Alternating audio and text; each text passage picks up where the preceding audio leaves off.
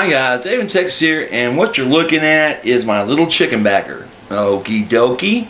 Now,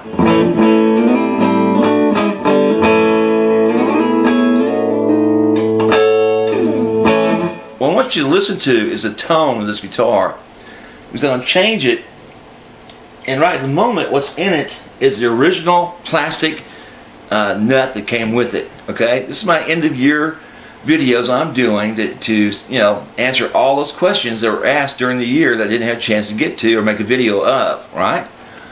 All the ones that required sound answers, okay? So, the question was, as well, like 34 people asked me, what is the difference in tone between the plastic nut, right, which is on it right now, a bone nut, right, a hybrid nut, right, and a adjustable brass nut. Okay, now I don't know how much this will justify doing this, but I'm gonna try to change this guitar over, since this nut that's on right now is loose. The tuning may go in and out, guys, so bear with me, okay? Because the nut's just in there being held with the strings tension and nothing else, okay? So what I'm doing,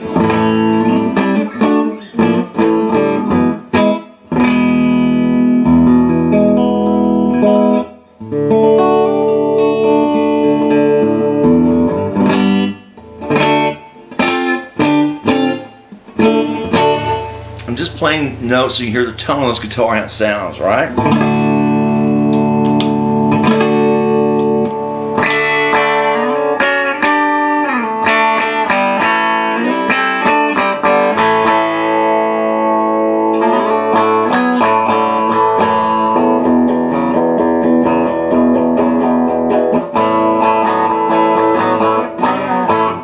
Believe it or not, that's right on the clean channels, and these are clean puffs. Got a little growl to them. But that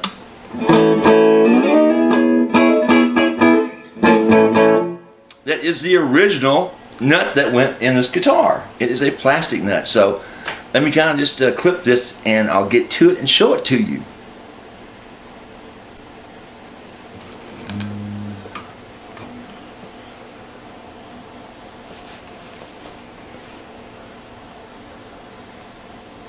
Okay, now you can see it is that plastic nut that came with it, and the strings are buried in it. And if you listen here in a minute, you'll hear it just kind of cuts the strings sustain off, since it is buried. Alright? So, bear with me, I'm going to play a little bit more, and I'll switch over to a different type of nut, so you can hear the difference. Okay, we're still playing that original nut that came with the plastic one.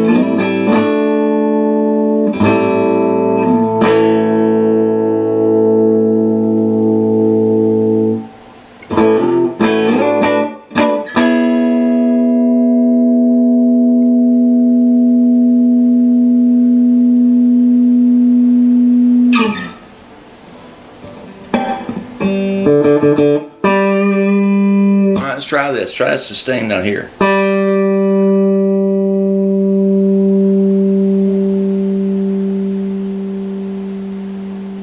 Yeah, it fades pretty quick, guys.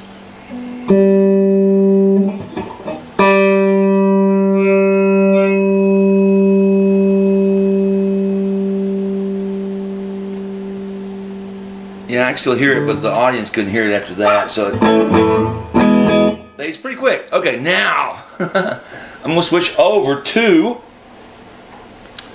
the adjustable brass nut if I don't break any strings doing it, right?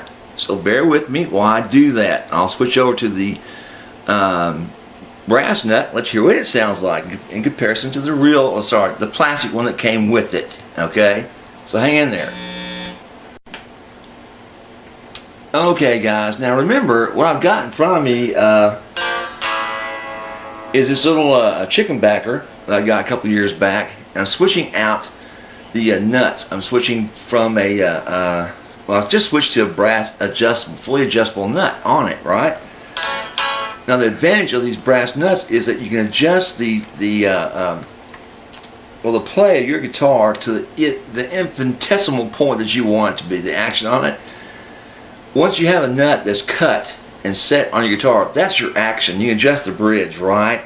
But you can't adjust the nut. With these brass nuts, they're adjustable. Yes, you can adjust even the nut height. Okay, now let's go ahead and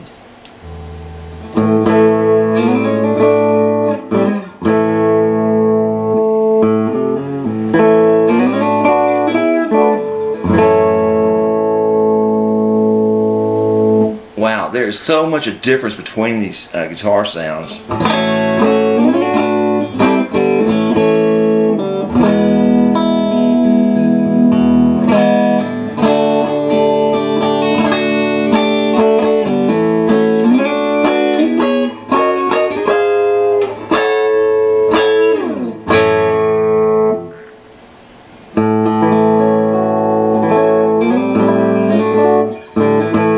Now the first one I was playing with just my finger, right?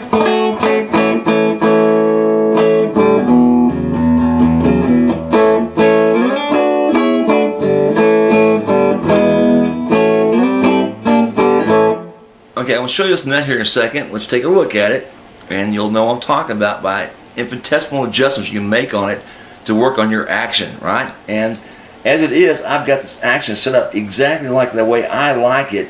The E's are a little higher than the high E's, right? But take a look at this and see what you think, right? Okay, guys, here's this brass nut I'm talking about. You can see these screws on this thing, right? You can see that each one is individually adjustable. They can lower or raise the height of each individual string, whereas on a solid piece nut you can't. So I can adjust the action on this guitar as low as I want it to go on each individual string, no matter if there's a fret buzz or not on one particular string at a certain level. Get it? That's why these things are like 30 bucks a piece. But they add more of a brassy tone to the guitar when you're playing it. So you wouldn't want to put this on a Les Paul if you want that jazzy bluesy sound you're normally used to playing. You got me? Okay, so there it is, the brass one. Next coming up will be the bone nut that I cut for this guitar and had to take off it to do this for you guys. So I hope you appreciate this, guys. It was some effort to get the one I cut off to put these on for you and change out some strings because I broke a few doing this. So hang in there. I'll change this now to the bone nut.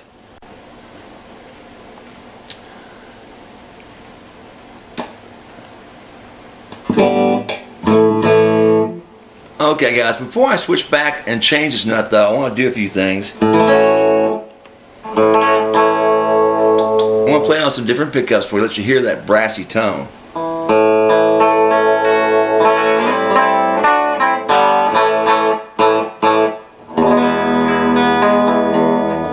And realize this, guys, the tuning is going to change because the nut is free to move around.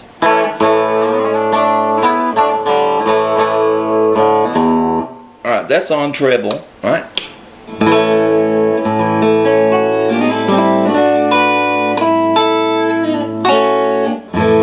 And some more of a brassy sound tone to it, even on the neck pickup. Bear with me. I can hear it myself. You may not be able to pick it up through this camera's microphones, but I can sure hear it.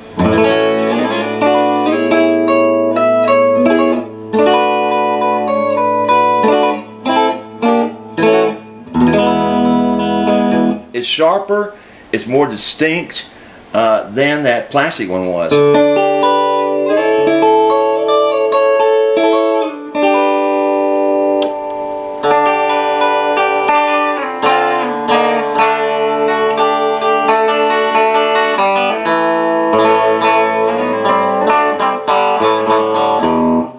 Right?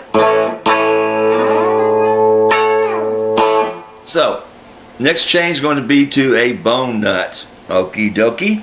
So I'll try to edit all this in so that you hear these different pickups being played on this with the brass nut. Right? Next, bone nut, guys. So hang in there. Here comes the bone nut. Okay, guys, now I'm playing on a 100% bone nut, and listen to it. It mellowed out the sound tremendously.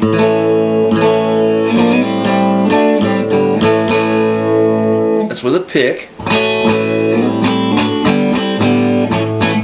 My finger, right? Pick again.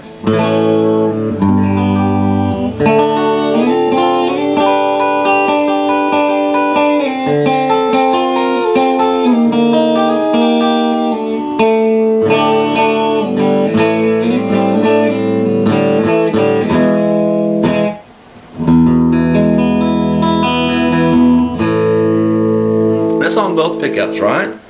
We'll switch to the treble.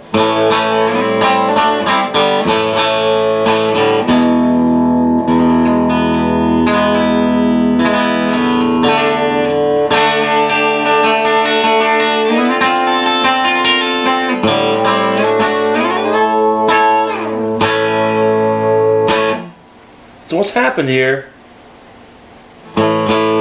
That bone nut has mellowed out the sound compared to that brass one that was just on there tremendously.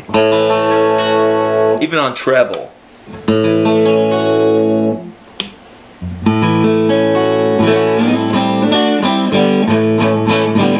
That's why I recommend these bone nuts for these Les Pauls. It does add that full rounded sound to that guitar compared to those plastic ones, right?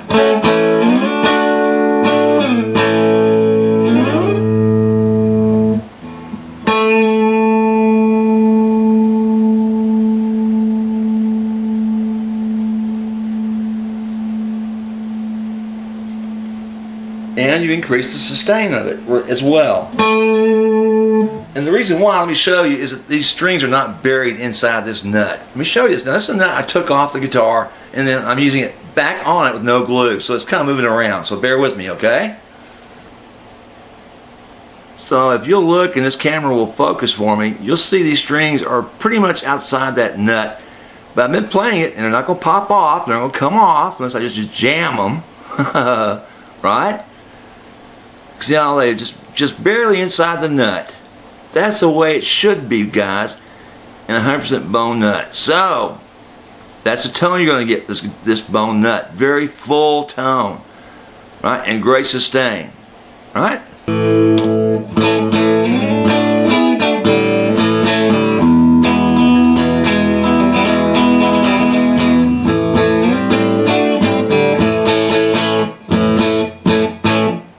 So, I think you've heard everything you want to hear. You want a nice brass, sharp, metal sound to it, like a Rickenbacker has. Put on that adjustable brass nut to it. If you want the more mellow tones, put on the bone nut, right? But sure as heck,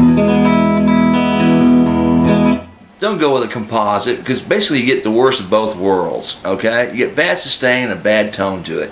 And you heard the first plastic one, it sounded crummy, had a short sustain to it, right? Right. So, that in a nutshell is the nut. So, next one coming up is going to be some more videos on those year-end questions. And guys, I want to thank everyone who has been subscribing to me. I'm trying to hit a certain level on subscriptions. So let me know I'm doing the right thing, going the right direction for you guys, okay?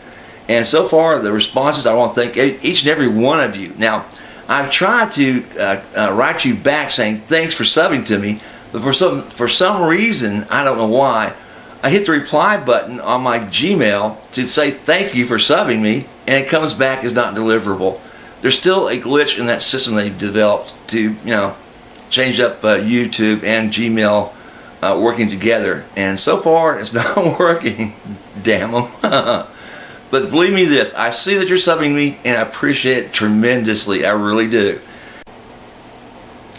Okay guys, one last thing I wanted to mention to y'all is that over the last month I've been getting emails in from all over the world, as a matter of fact, including one from Taiwan, complaining that the guitars they've been getting are junk. They're going back to the old missing truss rods, the ones with broken necks. They've been sent the wrong colors, the wrong models, the wrong brand of guitar, missing cases. Then a good friend of mine was sent the wrong guitar and his case was missing. So as much as I hate to do it, I'm going to go ahead and let you know who my seller is. But the way I'm going to do it is this way. You send me your email address and I'll have them contact you. That way I'm outside the loop and it's your choice whether or not to do this or not, okay? I'm still telling you it's best to go ahead and buy a studio and fix it up. A real one, okay? But if you insist upon buying one of these fakes, at least get one that's good from the people I know, so far treated me very nicely and sent me nothing but nice guitars. Yes, there are some problems with them, very small ones, but you saw my last one was a very nice guitar, and the last one before that was very nice and very customized. So I've got more faith in them than I do these other people that have been burning all these, viewers of mine. It's like really pisses me off. It's like, damn, why would they do it at the end of the year? My seller's telling me this is the end of the year junk and inventory they're trying to get rid of. So if someone orders a Les Paul with a gold top, they'll send them one with a flame top. Just like anywhere, something just close, just to get that order filled and hope they don't reject it and not, and refuse to pay for it, right? But the ones with the broken necks, the wrong guitar, missing cases, missing truss rod, that kind of stuff, that just really burns me up. That they pull this again, getting rid of just crap they have laying around just to try to get out of it. And I'm also told the ones that are doing this are no longer being able to contact them. They refuse to return emails. So send me a request that you want to know who my seller is. I'll ask, you send along your email address, a good one, right? And I'll have them contact you direct, okay? So that's all I can do, right? So, any questions, give me a holler, Dave in Texas. Bye.